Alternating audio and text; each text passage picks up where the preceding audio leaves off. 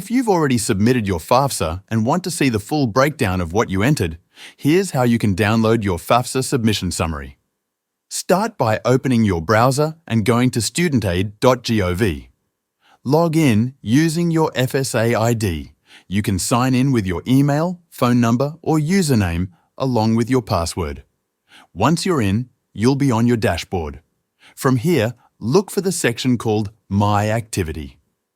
This shows your most recent FAFSA form. Click on it and you'll be taken to a page called the Status Center. If your application has been processed, there will be an option right on that page that lets you view your FAFSA submission summary. Go ahead and click it.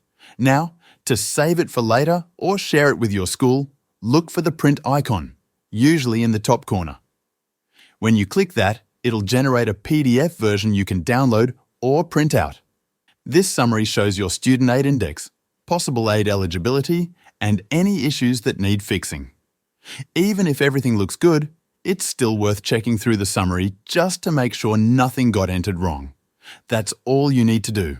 Just log in, go to your activity, and download the full summary anytime.